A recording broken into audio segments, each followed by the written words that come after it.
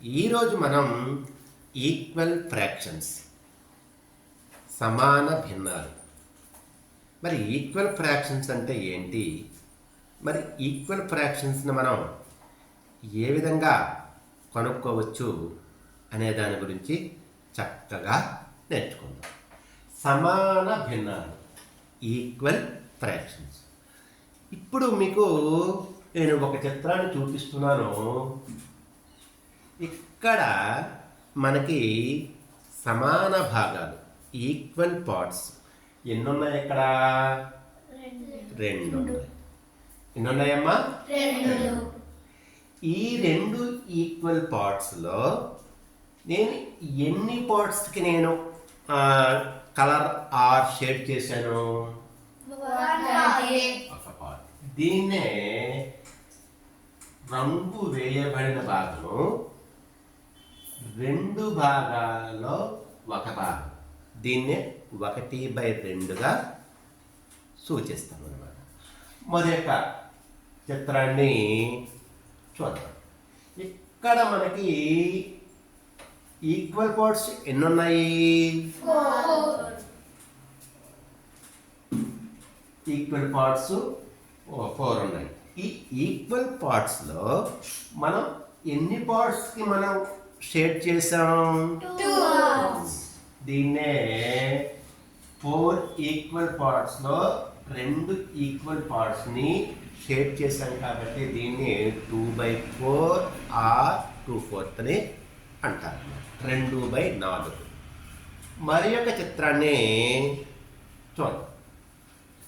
చూడండి, ఇక్కడ ఎన్ని ఈక్వల్ పార్ట్స్ ఉన్నాయి?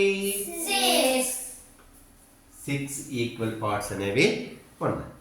ఈ 6 ఈక్వల్ పార్ట్స్లో మనం ఎన్ని ఈక్వల్ పార్ట్స్కి మనం రంగు వేసాము? 3. దీన్నే 3/6 అని అంటారు. మీరు ఇక్కడ గమనిస్తే చూడండి, ఆ భిన్నాల్లోని అంకెలు మారాయి తప్ప ఈక్వల్ పార్ట్స్ చూడండి ఇక్కడ సమానంగా ఉన్నాయి. సో ఎప్పుడైతే ఈ చిత్రంలోని రంగు వేయబడిన భాగాలు సమానంగా ఉన్నాయో, ఈ రంగు వేయబడిన భాగాన్ని సూచించే భిన్నాలు ఫ్రాక్షన్స్ కూడా సమానంగా ఉంటాయి. So 1/2 equal to 2/4 equal to 3/6. అంటే ఇవి సమాన భిన్నాలు, కానీ అంకెల్లో వేరువేరుగా ఉన్నాయి. ఓకేనా? మరి ఒకటి చూద్దాం. సమాన భిన్నాలు చూడండి. ఇక్కడ మనకి ఎన్ని ఈక్వల్ పార్ట్స్ ఉన్నాయి? 3 ఈక్వల్ పార్ట్స్లో మనం ఎన్ని ఈక్వల్ పార్ట్స్కి మనం కలర్ వేసాం? 1. సో దీన్ని మనం 1/3 ఆర్ 1/3 అనే భిన్నంగా సూచిస్తాం. మరి ఒక చిత్రం చూద్దాం. ఓకేనా? ఇక్కడ మనకి ఎన్ని ఈక్వల్ పార్ట్స్ ఉన్నాయి? 1 2 3 4 5 6 ఈక్వల్ పార్ట్స్ ఉన్నాయి. ఈ 6 ఈక్వల్ పార్ట్స్లో మనం ఎన్ని ఈక్వల్ పార్ట్స్కి మనం కలర్ వేసాం? 2. సో దీన్ని ఈ కలర్ వేయబడిన భాగాన్ని 2/6గా సూచిస్తాం. మరి ఒక చిత్రం చూద్దాం. How many equal parts are here? 1 2 3 4 5 6 7 8 9. 9 equal parts ఉన్నాయి. Among them 3 equal parts are colored.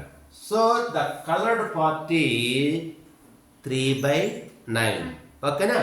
So మన ఇక్కడ 9 ఈక్వల్ పార్ట్స్ ఉంటే ఈ 9 ఈక్వల్ పార్ట్స్లో 3 ఈక్వల్ పార్ట్స్, 3 భాగాలకి మనం రంగు వేసాం కనుక దీన్ని 3/9. మనం చూడండి, అంకెలు మారాయి తప్ప రంగు వేయబడిన భాగము సమానంగా ఉంది. ఓకేనా? సో దీన్ని ఎప్పుడైతే ఈ రంగు వేయబడిన, ఈ షేడ్ చేయబడిన, ఈ కలర్ చేయబడిన భాగం ఎప్పుడైతే సమానంగా ఉందో ఆ భాగాన్ని సూచించే ఫ్రాక్షన్స్ భిన్నాలు కూడా సమానం అవుతాయి. So 1/3 equal to 2/6 equal to 3/9. మరి మనకు కొంత ఈక్వల్ పార్ట్స్ అంటే సమాన భిన్నాల మీద అవగాహన ఏర్పడింది. మరి ఈ సమాన భిన్నాల్ని, ఈ ఈక్వల్ ఫ్రాక్షన్స్ని మనం ఏ విధంగా కనుక్కోవచ్చు? ఒక భిన్నం ఇస్తాం, దానికి ఈక్వల్ ఫ్రాక్షన్స్ని, నెంబర్ ఆఫ్ ఈక్వల్ ఫ్రాక్షన్స్ని ఏ విధంగా కనుక్కోవచ్చో చూద్దాం. ఒకటి మల్టిప్లికేషన్ మెథడ్ ద్వారా మనం కనుక్కోవచ్చు. అదేవిధంగా రెండవది డివిజన్ మెథడ్ ద్వారా కూడా, భాగాహార పద్ధతిలో కూడా సమాన భిన్నమును కనుక్కోవచ్చు. మొదటగా మనం ఈ సమాన భిన్నాలను, ఒక సమాన భిన్నానికి గుణకార పద్ధతిలో సమాన భిన్నాన్ని, ఒక భిన్నానికి గుణకార పద్ధతిలో సమాన భిన్నాలని ఏ విధంగా కనుక్కోవచ్చో చూద్దాం. ఓకేనా? చూడండి, ఇక్కడ 1/2. ఈ 1/2కు మరి ఒక సమాన భిన్నం ఎలా కనుక్కుందామో చూడండి. ఏదైనా ఒక భిన్నములోని లవహారాలను ఒకే సంఖ్యతో గుణకారం చేసినా దాని విలువ మారదు. అంటే దాని అర్థం ఏంటంటే ఇచ్చిన భిన్నానికి మరి ఒక సమాన భిన్నం వచ్చింది అని అర్థం అనమాట. చూడండి, ఇక్కడ నేనేం చేస్తానంటే ఈ డినామినేటర్ని అదేవిధంగా న్యూమరేటర్ని 2 చేత గుణిస్తున్నాను. చూడండి, ఒక 2 బై 2 రెళ్ళు 4. అంటే 1/2కి సమాన భిన్నం 2/4. మరలా ఈ 1/2ని మరలా తీసుకుని ఇప్పుడు 3 చేత మల్టిప్లై చేద్దాం, న్యూమరేటర్ని డినామినేటర్ని. ఒక 3 2 3 6. అంటే 1/2కి మరి యొక్క సమాన భిన్నం మనకి 3/6 అనేది వచ్చింది. ఇప్పుడు మరలా 1/2ని తీసుకున్నాం. ఇప్పుడు మనకు నచ్చిన సంఖ్యతో లవహారాలను గుణిస్తే మన యొక్క సమాన భిన్నం కనుక్కోవచ్చు. ఇప్పుడు నేను 4తో గుణకారం చేసుకున్నాను. సో ఒక 4 2 4లు 8. అంటే ఈ 1/2కి ఈ 2/4 సమాన భిన్నము, 3/6 కూడా సమాన భిన్నము, 4/8 కూడా సమానం. Therefore 1/2 equal to 2/4 equal to 3/6 equal to 4/8. ఈ విధంగా మనం మల్టిప్లికేషన్ ద్వారా సమాన భిన్నాలని కనుక్కోవచ్చు. రెండవది మనం భాగాహార పద్ధతి, ఈ డివిజన్ మెథడ్ ద్వారా కూడా సమాన భిన్నాలనే కనుక్కోవచ్చు. మరి అసలు చూద్దామా ఏ విధంగా డివిజన్ అంటే భాగాహార పద్ధతిలో ఏ విధంగా సమాన భిన్నాలను కనుక్కోవచ్చో చూద్దాం. ఇది మనకి చాలా ఇంపార్టెంట్. ఎందుకంటే ఈ భిన్నాల్ని తగ్గొట్టేటప్పుడు అంటే సింప్లిఫికేషన్ చేసేటప్పుడు మనం ఈ భాగాహార పద్ధతిని ఉపయోగిస్తున్నాం కనుక దీన్ని మనం చక్కగా తెలుసుకుంటాం. ఇప్పుడు ఒక భిన్నం తీసుకుంటున్నాను 20/40.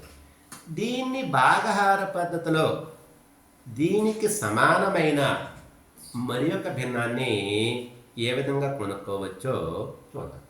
ఈ 2 లవహారాలను ఒకే సంఖ్యతే భాగాహారం చేసినప్పుడు దాని యొక్క విలువ మారదు. అంటే దాని అర్థం ఏంటంటే ఏదైతే భిన్నం తీసుకున్నామో దానికి సమాన భిన్నం అనేది వస్తుందన్నమాట.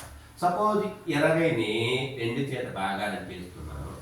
ఎప్పుడైతే 20ని 2 చేత భాగారం చేశానో 40ని కూడా 2 చేత భాగారం అనేది చేయాలి. దట్ ఈక్వల్ 20ని 2 చేత భాగారం చేస్తే మనకి 2 పదులు 20 వస్తుంది. ఓకేనమ్మా?